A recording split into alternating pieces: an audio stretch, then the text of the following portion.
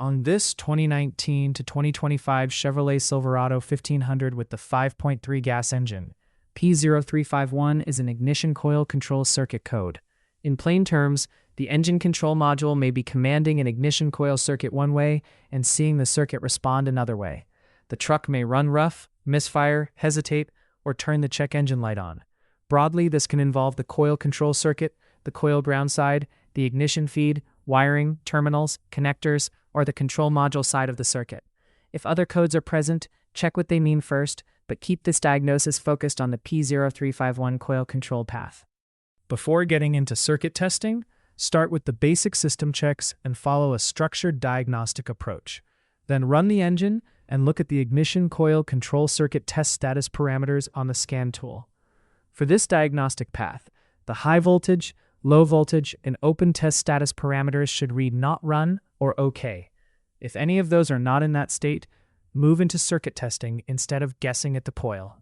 If the scan data looks normal, keep the engine running and wiggle the harness and connectors at the ignition coil and the engine control module. The same scan tool parameters should stay at not run or OK. If the status changes while you move the harness or connectors, repair the wiring, terminals, or connector issue as needed. If it still stays normal, reproduce the operating conditions for the monitor. The engine has to be running, ignition voltage has to be greater than 11 volts, and the monitor runs continuously after those running conditions are met. You can also reproduce the captured conditions from the stored data. After that, verify P0351 does not reset. If it does not reset, the verification is all okay. If it resets, continue into circuit testing. For circuit testing, turn the ignition and vehicle systems off and disconnect the ignition coil electrical connector.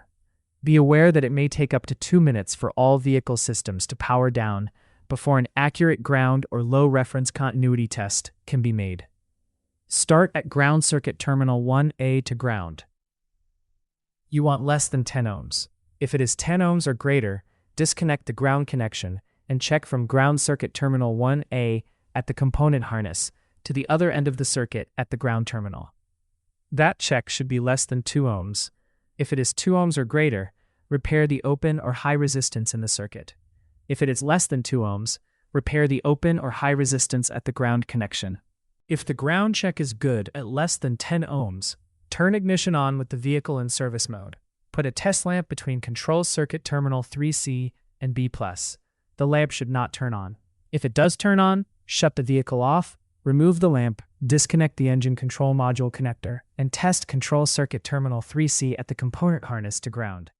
The expected result is infinite resistance. If resistance is less than infinite resistance, repair the short to ground in the circuit.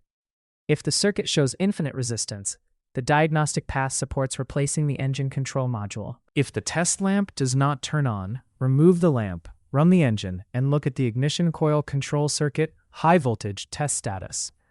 It should be not run or OK. If it is not in that specified state, shut the vehicle off, disconnect the engine control module connector, and test control circuit terminal 3C at the component harness to ground. The voltage should be less than 1 volt. If it is 1 volt or greater, repair the short to voltage on the circuit. If it is less than 1 volt, the diagnostic path supports replacing the engine control module. If the high voltage test status is already not run or OK, turn the ignition and vehicle systems off. Connect a 3A fuse jumper wire between control circuit terminal 3C and ignition circuit terminal 4D. Then run the engine and verify the high voltage test status changes to malfunction.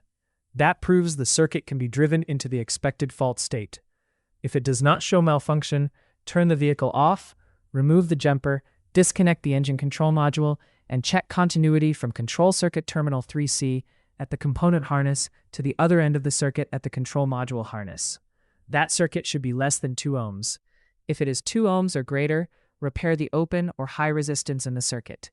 If it is less than 2 ohms, the diagnostic path supports replacing the engine control module. If the high voltage test status does change to malfunction with the fuse jumper in place, the path moves to testing or replacing the ignition coil. Component testing comes after circuit testing, not before it. With the ignition and vehicle systems off, disconnect the spark plug wire at the spark plug, and install the J26792 ignition spark tester between the spark plug wire and ground. Run the engine and verify there is spark at the tool. An erratic or weak spark counts the same as no spark. If there is no spark, replace the ignition coil. If spark is present, that component test is all okay. After the repair, keep verification separate from the testing work. Verify the repair and confirm P0351 stays gone under the same kind of operating conditions that allowed the code to run. The takeaway is simple.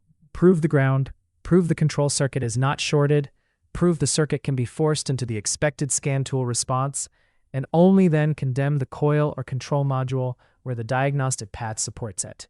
For more diagnostic training, visit stepdiagnostics.com.